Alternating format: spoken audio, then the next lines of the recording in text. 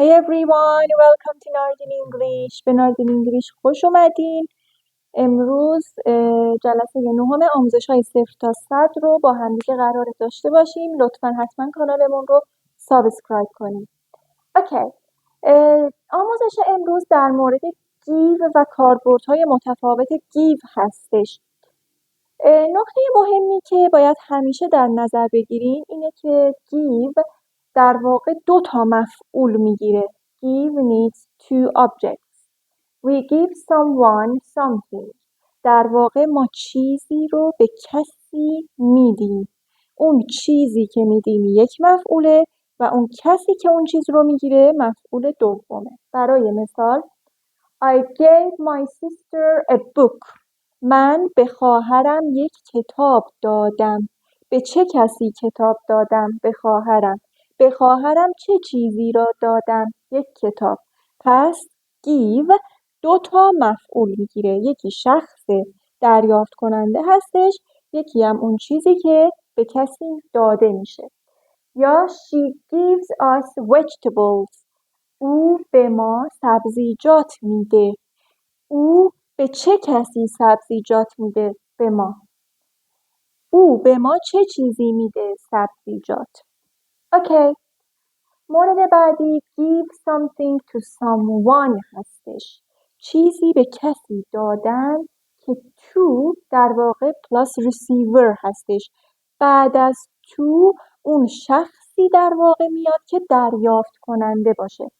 برای مثال He gave a message to Sarah. He gave a message to Sarah. سارا اینجا دریافت کننده پیام هست. پس بعد از to میاد. حالا اینجا 2 تا مفعول give رو برای من مشخص کنید. او به سارا پیام داد. او به چه کسی پیام داد؟ سارا. مفعول 1. او به سارا چه چیزی داد؟ پیام. پیام مفعول 2. اوکی. یکی از نکات گرامری خیلی مهم در مورد گیو این هستش که اگر ما بخوایم به جای اون چیزی که در واقع به عنوان مفعول به کسی میدیم از ضمایر استفاده کنیم، مثلا به جای مسیج بیاریم ایت، خب یا از ضمایر مثل ایت، دم و اینجور چیزا استفاده کنیم، اون موقع حتما اول باید مفعول شخصی بیاد. اول باید اون ضمیر بیاد، در واقع اون چیزی که به شخصی داده میشه بیاد و دوم شخص دریافت کننده بیاد. to plus receiver بیاد.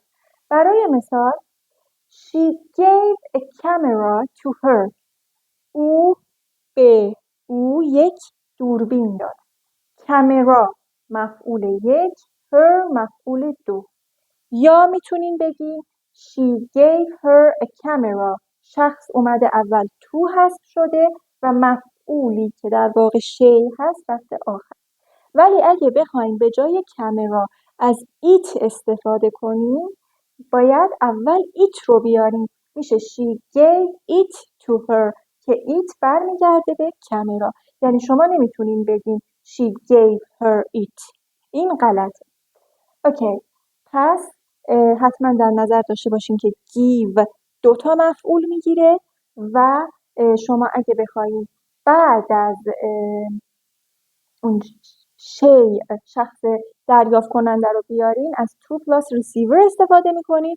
اگر از ضمایر به عنوان مفعول اول بخواین استفاده کنین اول باید ضمیر رو بیارین بعد to plus receiver رو بیارین. اینا هم کالوکیشن های خیلی پرکاربرد با give هستن. Give me a call. بهم یه زنگ بزن. Give me your number. شمارت رو بهم بده. Give a message to somebody. به کسی پیام فرستادن. Give directions to somewhere. Give somebody directions to somewhere. یعنی مسیر رو نشون دادن. Give somebody permission. به کسی اجازه دادن. Give an explanation for something. در مورد چیزی توضیح دادن. و همینطور که اینجا می‌بینید phrasal verb های پرکاربرد با give رو داریم. give back یعنی برگردوندن. give up یعنی ترک کردن. For example, he decided to give up smoking. اون تصمیم گرفت که سیگار کشیدن رو ترک کنه. Give a break یعنی مجال بده. I'm doing my best. Give me a break. دارم نهایت سعیمو میکنم. مجال بده.